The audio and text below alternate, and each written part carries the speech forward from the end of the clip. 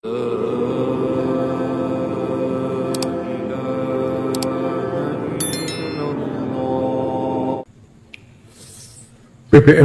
mempunyai sebuah banom yang bernama Jatman yang bergerak di bidang Thorekoh Al-Muktabaroh. JNU ini membawahi banyak Thorekot yang ada di Indonesia. Dalam perkembangannya, Thorekot ini dipimpin oleh Habib Lutfi bin Yahya. Dia memimpin cukup lama Thorekot ini dan namanya sangat melambung dan menjadi tokoh NU panutan pada itu saat memimpin. Bahkan beliaunya dianggap sebagai wali dan dianggap sebagai keturunan Rasulullah SAW. Tetapi dalam perkembangannya, ketika muncul isu Habib Alawi cucu Nabi palsu, maka Thorekot, organisasi di PBNU ini yang bernama Jatman ini, berdampak pada Habib Lutfi bin Yahya. Pada tahun 2025 ini, Habib Lutfi bin Yahya diganti oleh Kiai Halwani selaku Islamnya dan Kiai Haji Profesor Ali Maskur sebagai takbidiannya selain dalam NU Thorekot itu. Dengan istilah yang lainnya. Nah, setelah Habib Lutfi ini tidak menjabat sebagai ketua Jatman, maka beliaunya mendirikan sebuah organisasi Thorekot bernama Jatma. Bedanya dengan banom NU adalah tanpa L, organisasi tanpa N ya. Organisasi yang didirikan oleh Habib Lutfi ini ada Jatma tanpa N, sedangkan banom PBNU ini pakai N, namanya Jatman. Tidak menjadikan ketua Jatman kembali Habib Lutfi ini karena ada informasi bahwa Habib Lutfi mendirikan organisasi Thorekot namanya Atman yang sudah direkomendasi oleh Kemenkumham. Oleh karena itu pengurus PBNU tidak terima dan langsung dalam waktu singkat mengganti Habib Lutfi di kepengurusan Jatman. Penggantinya adalah Kiai Haji Halwani dan Profesor Ali Maskur Musa. Lewat kongres yang ke-13. Tapi rupanya Habib Lutfi tidak terima atas pergantiannya, maka dalam waktu beberapa bulan Habib Lutfi mendeklarasikan diri menjadi seorang ketua umum Jatma dengan sekjennya adalah Faisal Jain, Hilmi Faisal Jain. Ini menimbulkan kegaduhan, menimbulkan polemik yang ada di tubuh warga Nahdliyin. Ini menunjukkan bahwa warga NU telah sadar bahwa selama ini telah tertipu oleh Habib Lutfi bin Yahya. Padahal sebelumnya ada isu nasab Alawi, banyak warga NU memuja dan memuji Habib Lutfi. Tapi kini sudah tidak lagi, khususnya dari para NU kultural yang tidak suka dengan keberadaan Habib Lutfi bin Yahya yang mendirikan Jatma Aswajah yang tidak ada kaitannya dengan PBNU. Kali ini pelajaran yang harus dipelajari, pelajaran yang harus diingat terus agar tidak tertipu oleh para tokoh Habib Ba'alawi.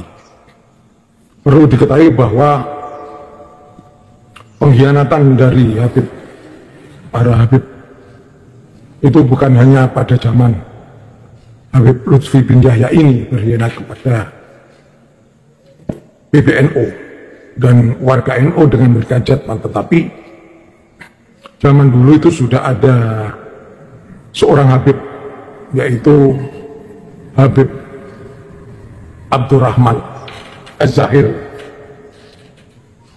seorang Ba'alawi yang cukup terkenal di Kesultanan Aceh.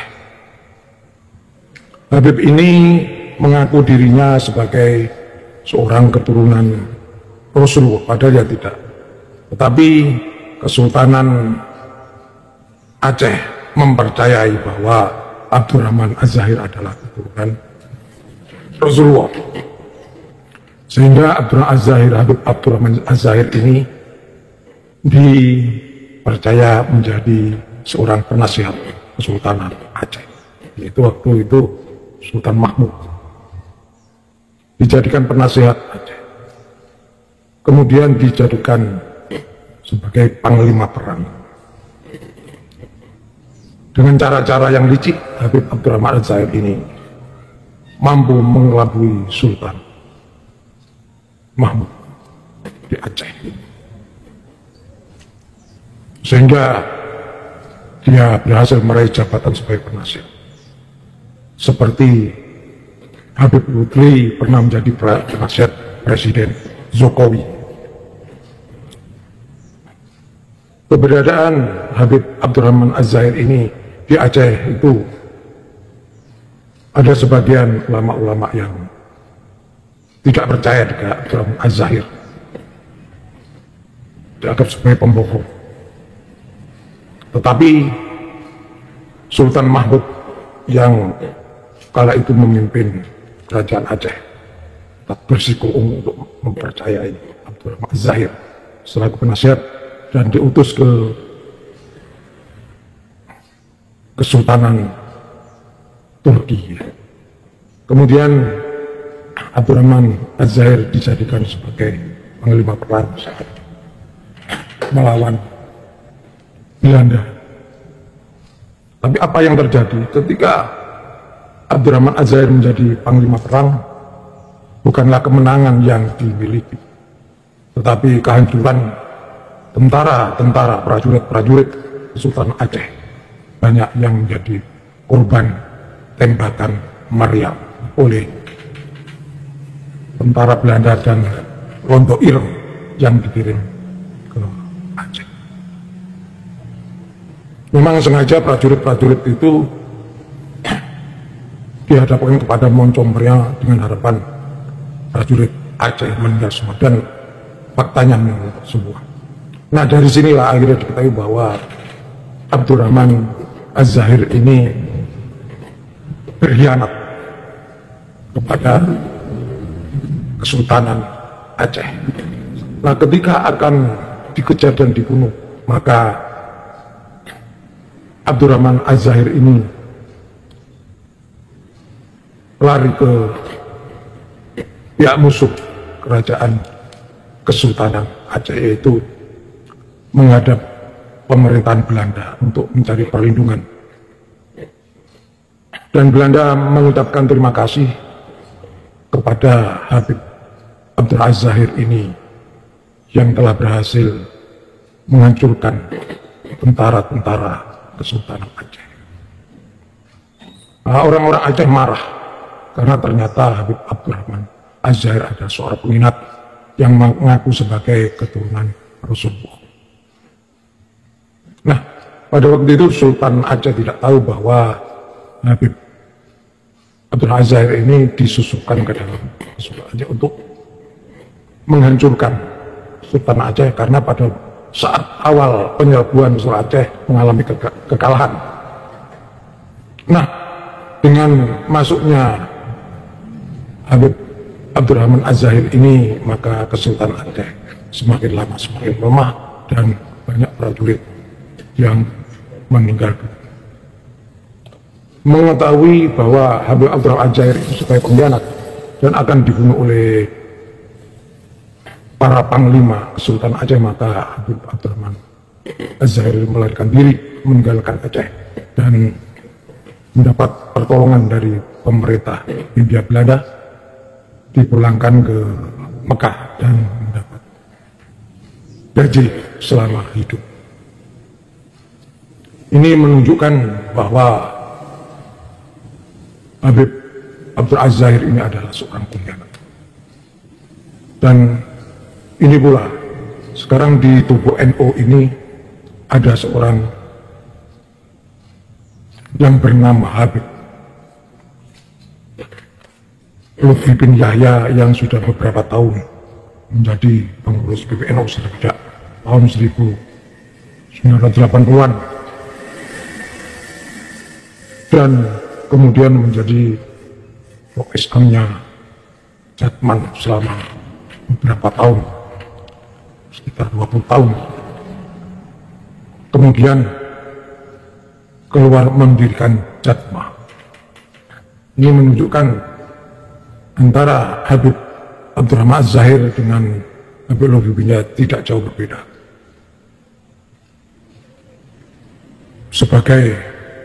Boleh dikatakan sebagai pengkhianat. Kenapa? Kalau tidak dikatakan pengkhianat, ya setelah tidak menjadi ketua umum Jatman, ya mandek pandito saja. Karena apa? Karena dengan mandek pandito lebih banyak mendekatkan diri kepada Allah, maka namanya akan semakin baik dan tidak dicap pengkhianat oleh warga Nahdliyin. Nah, dengan mendirikan dan mendeklarasikan Jatma, Habib Lutfi bersama Faisal Jain, ini banyak warga NU yang menyatakan diri sebagai pengkhianat terhadap NU dan PBNU. Walaupun dalam undang-undang itu setiap warga negara berhak mendirikan perserikatan, mendirikan organisasi. Hal ini pun juga tidak jauh berbeda dengan Habib Utsman bin Yahya. Sebelum beliau menjadi mufti, mereka berteman dengan para kiai Nusantara, para tarekat Nusantara, dan mengaku dirinya sebagai cucu Rasulullah. Nah, melihat hal ini, maka Belanda mengajak Habib Utsman bin Yahya untuk menjadi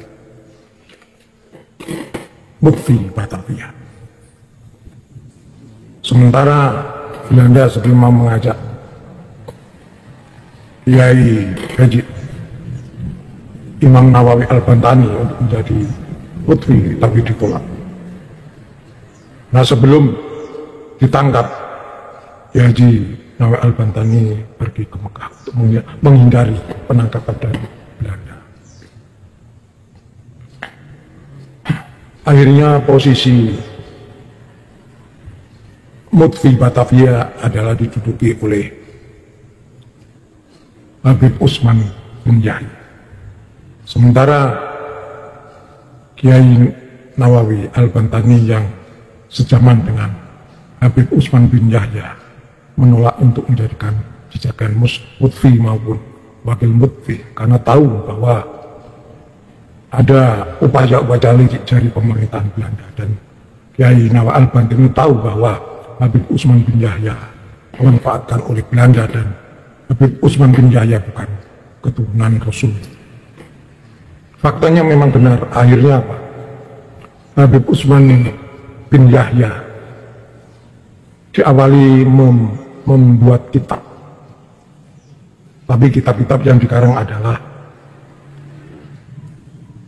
menyerang ajaran-ajaran kiai, menyesatkan organisasi Toreko, menyesatkan kegiatan-kegiatan yang dilakukan oleh para kiai dahulu, bahkan memfatwa menghalalkan untuk membunuh para pemberontak yang berdiri pada kiai.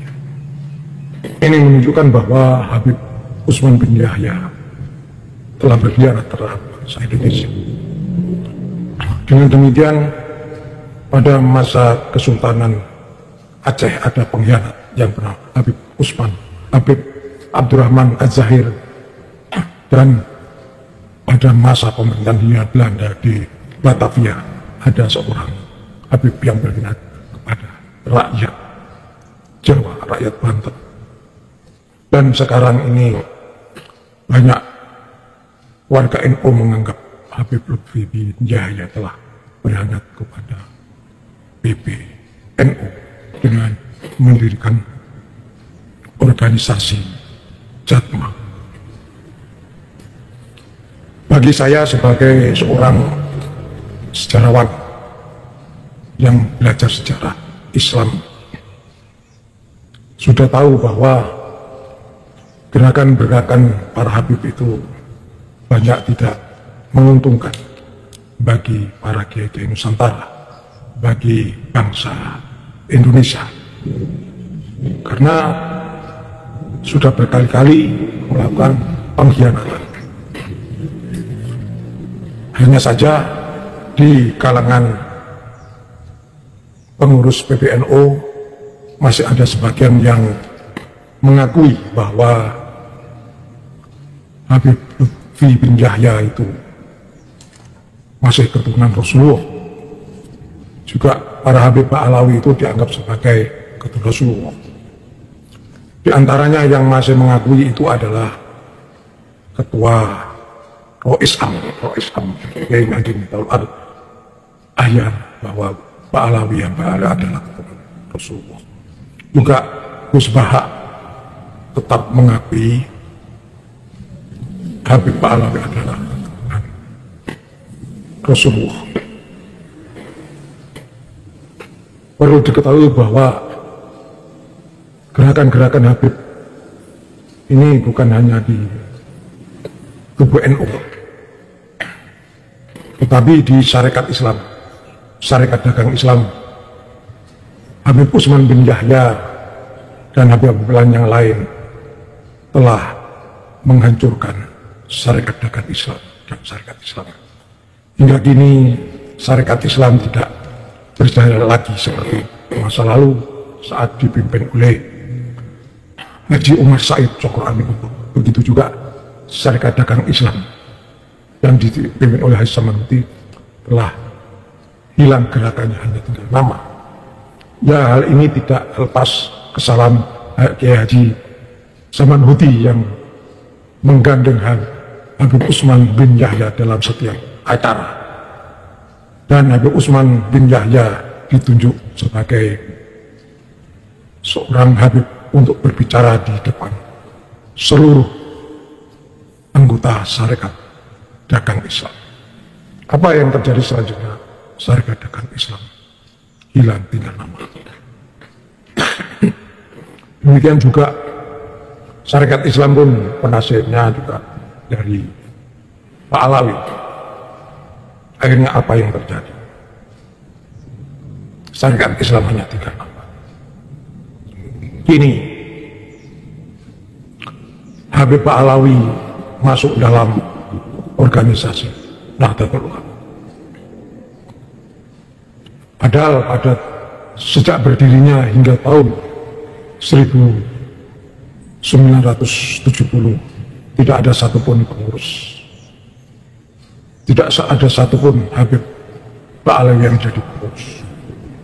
Baru tahun 1980-an Habib Lutfi bin Yahya mulai menjadi pengurus PBNU.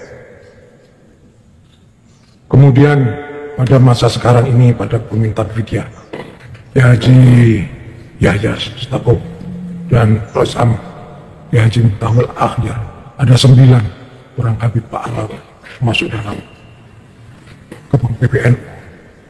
Ini sebenarnya kalau dalam analisis sejarah bahwa para Habib Pak Alawi ini memang setelah memasuki syarikat Islam, syarikat dagang Islam, partai syarikat Islam, dan organisasi ini runtuh, maka dia memasuki organisasi Nahdlatul Ulama.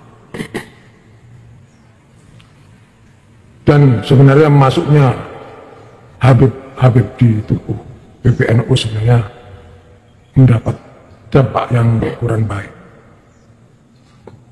Hal ini sudah terbukti bahwa Habib Lutfi mendirikan Jatmah, menyatakan diri keluar dari PBNU.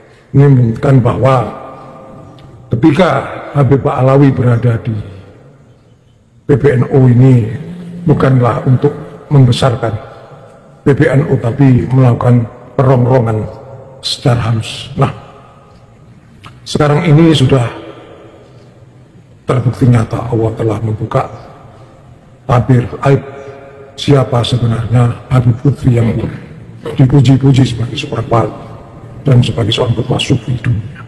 Tapi sekarang kondisinya mengalami kehancuran kewibawaan. Allah lah yang membuka tabir ini, mengingat sebagian pengurus PBNU masih menganggap Pak Alawi adalah keturunan, padahal ya tidak, tetapi keturunan Antek Belanda dan tes DNA sebagai keturunan Yahudi Ashkenazi. Bila dilurut dari sejarah yang lalu, memang Raja Sulaiman, kalau orang barat menyatakan Solomon ini pernah mengirim Yahudi Ashkenazi ke daerah Yaman Selatan, yaitu di daerah Hadramaut, untuk dipekerjakan sebagai penambang emas dan perak. Nah, penambang emas dan perak itu kemudian dikirim ke kerajaan yang dipimpin oleh Nabi Sulaiman. Makanya pada zaman itu bahwa kerajaan Nabi Sulaiman adalah kerajaan yang terkaya di dunia. Nah, Yahudi Ashkenazi kemudian dalam perkembangannya masih tetap berada di Hadramaut. Oleh Belanda kemudian dibawa ke Indonesia dengan label sebagai cucu Rasulullah untuk menaklukkan bangsa Jawa, bangsa Indonesia dengan cara-cara pendekatan agama. Dan perlu diketahui bahwa Al-Mujahid Muhajir ini sebenarnya tidak pernah tinggal di Hadramaut. Ini buktinya adalah makam beliau adalah di daerah Irak. Dan cucu-cucu Rasulullah itu tidak pernah ke Hadramaut. Hadramaut itu posisinya adalah di Yaman Selatan. Yang benar, cucu Rasulullah itu adalah pergi ke Yaman Utara, dan bukti-bukti sekarang masih ada di sana banyak makam-makam keturunan Rasulullah. Dan di Yaman Utara itu ada namanya suku Houthi, itu masih keturunan Rasul.